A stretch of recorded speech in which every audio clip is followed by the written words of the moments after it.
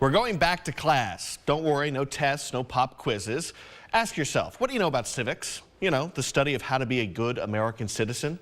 A Newsweek survey from 2011 found 70% of Americans did not know the Constitution is the supreme law of the land.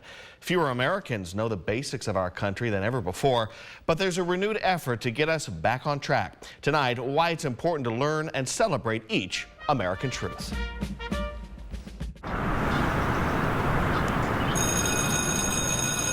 Inside Paducah Tillman High School on a busy day of learning.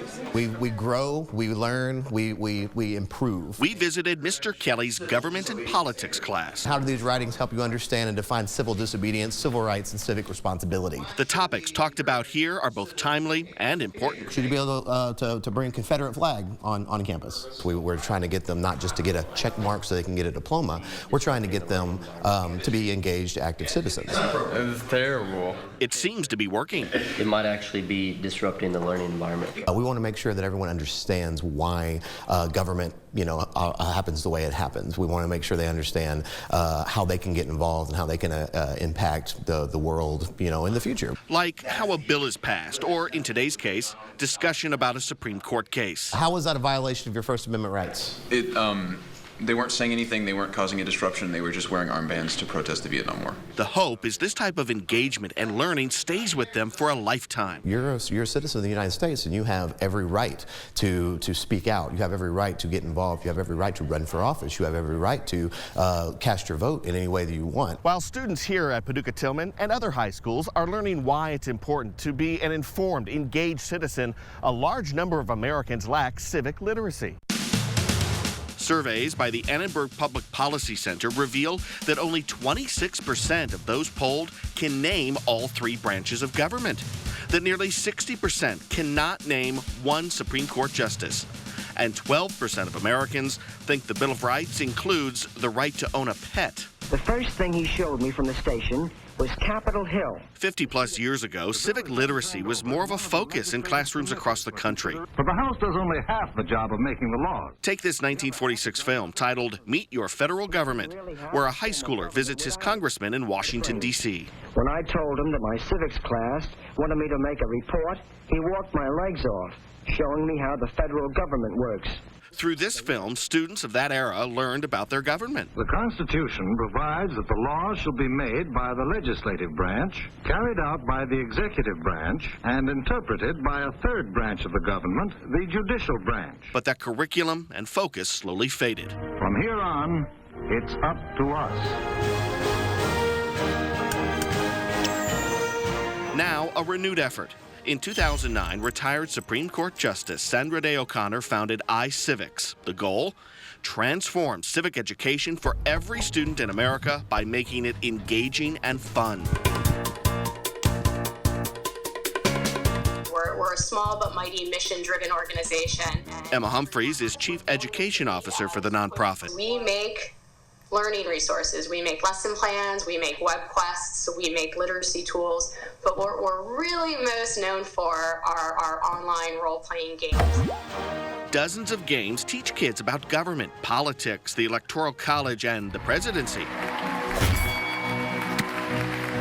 To date, 200,000 teachers have used iCivics to educate roughly 5 million students in all 50 states, and the effort continues. Folks from both sides of the aisle and different political and ideological persuasions, and what a number of people have rightly identified is that we stopped teaching civic education. The case is called Hazelwood versus Kuhlmeyer, okay, and it's the second page in your handout. If you need a little inspiration, things are turning around. Look no further than Mr. Kelly's class. It could also be seen as just some stupid kid doing a prank for no reason. And the students he's teaching, students like Addie Rogers. Part of becoming an engaged citizen and therefore becoming like a productive adult for the future is learning how that works. Or Joe Price. The laws that are made are the ones that we have to live under. So I mean, it's incredibly important that everyone understands how the government works and how, what laws mean and how they impact us and how they're made. And Macy Robinson sees people learning about government and politics as a type of greater service. Service to our community, using their talents and their knowledge to serve our country and our community in the best way they can. Thomas Jefferson wrote, "Wherever the people are well informed, they can be trusted with their own government." Wise words from one of our nation's founding fathers, worth remembering as a new generation of citizens prepares to live their lives. You should be taught right from wrong. As long as you are engaged in the civic process, as long as you are voting, as long as you are at least paying attention to the news, watching what's happening in the world, then you're being a positive, impact on our country. Civic education requirements for high schools differ by state. In Illinois, a course is required, but not a civics exam to graduate. In Kentucky, the opposite. No class required, but students must take an exam. And in Tennessee and Missouri, students are required to take a class and pass an exam. For links to this topic and to learn more about the nonprofit iCivics, go to WPSD, local6.com. Look for this story on the homepage. We'll be right back. President Franklin Roosevelt once said, "Nobody will ever deprive the American people of the right to vote except the American people themselves, and the only way they could do this is by not voting." But millions of Americans are not exercising that great American freedom. In the 2016 presidential election, only a little more than 55% of Americans eligible to vote showed up at the polls. The turnout is worse in non-presidential election years. Your vote is your voice that carries incredible power and is an absolute American truth. You wouldn't think very much of this small, plain brick building. But on a sunny, humid May afternoon, McCracken County Clerk Julie Griggs unlocked the door and revealed the riches inside. This is our building where we keep all of our voting equipment, the e-scan machines, e-slate machines. Sure, it might not look impressive. We've got 54 of each, so will be 108. 108 machines we've got in here. What you're looking at represents not only a fundamental right, but a solemn responsibility. Voting is a privilege, and men and women have fought and died for us to do this, so I don't think it's something that we should take for granted. The numbers prove people do take it for granted. In the last Kentucky state office race, 2015, there were 51,552 registered voters in McCracken County. Only 4,973 people voted. That's a dismal 9.6% turnout. 4 years before that, in 2011, an even worse voter turnout in the county at 7.2%. 5,000 out of 51,000. Yeah, is all that voted in the 2015 primary. Don't you think that's sad? It's horrible. Yeah, it's discouraging. A106 Butler Farley. We had Bevan, Goforth, Lawrence Wood. Despite the harsh reality, we're checking each machine. Election board members and county clerk employees spend hours certifying each machine ahead of May's primary. Making sure that tape says we're starting at a zero balance. And double checking they're locked and secure until Election Day. How we vote has changed, so has who is allowed to vote. The U.S. Constitution never originally defined who could vote. That was left up to the states. In our country's early history, most states allowed only white men who owned property to cast a ballot. In 1870, the 15th Amendment to the Constitution granted African American men the right to vote, declaring, "The right of citizens of the United States to vote shall not be denied or abridged by the United States or by any state on account of race, color, or previous condition of servitude." Of course, it'd take almost a century to see that fully realized. In 1965, President Lyndon Johnson signed the Voting Rights Act into law. This act flows from a clear and simple wrong. Its only purpose is to right that wrong. Millions of Americans are denied the right to vote because of their color. This law will ensure them the right to vote. The wrong is one which no American in his heart can justify.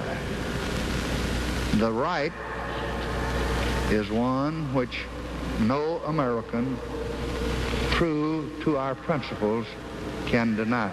Decades before, there was another movement in the fight for voting rights, women's suffrage. Leaders of the movement included Susan B. Anthony. It is a downright mockery to talk to women of their enjoyment of the blessings of liberty, while they are denied the use of the only means of securing them provided by this Democratic-Republican government, the ballot. And in 1920, the 19th Amendment to the United States Constitution. It prohibits the government from denying the right to vote to citizens on the basis of sex. We're told every vote counts, and an example of that wasn't too long ago. That's the Miami Herald, and in that state, it is too close to call. Bush clings to slim lead in Florida. Remember the 2000 presidential election? Vice President Al Gore ultimately lost to then Texas Governor George W. Bush. The votes count, your votes, and they have to be tabulated. And in this case, for those of you who have ever thought that your vote might not make a difference, take a look at Florida or the state of Wisconsin or a number of these other states. Inside the walls of Paducah Tillman High School, the next generation of voters is about to graduate. One of those students is 18-year-old senior Christiage White. History Day. She's smart, motivated, and ready to voice her opinion in the voting booth. Change starts somewhere, and I think it could really start with people around my age, and I want to be a part of that, so I don't think not voting is an option for me. She says people her age share the same beliefs, despite what older adults may think of their generation. With every vote, it's somebody telling somebody else what they want for their future, and I think that's a pretty big deal.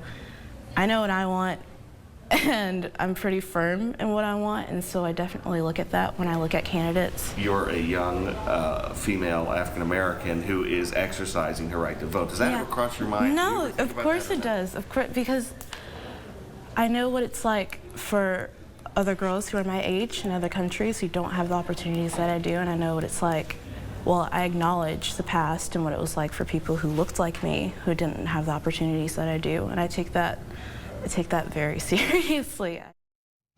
For the May 21st Kentucky primary, the deadline to register has passed. You can still, though, register for the general election this fall. And remember, if you're 17 years old and will be 18 on or before Election Day, you can register to vote. All anybody needs to do is contact their county clerk's office for more information. And we wanted to talk about another obstacle that stood in the way of people voting, and there's one people of a certain generation will remember: the poll tax. It's exactly what it sounds like. You pay a tax in order to vote, and here we have an actual poll tax receipt from 1961. Let's take a closer look. You can see the tax was paid September 30th, 1961 in Greene County, Arkansas by a Madge Box. That's actually the mother of our news director, Perry Box. The 24th Amendment, though, to the Constitution abolished the poll tax for good in 1964. Well, you can catch up on all the American Truth special reporting. Go to WPSDLocal6.com. Scroll down and look for the American Truth icon on the right-hand side of the page. Once you're there, you can also send us an email on a topic you'd like to see covered. We'll be right back.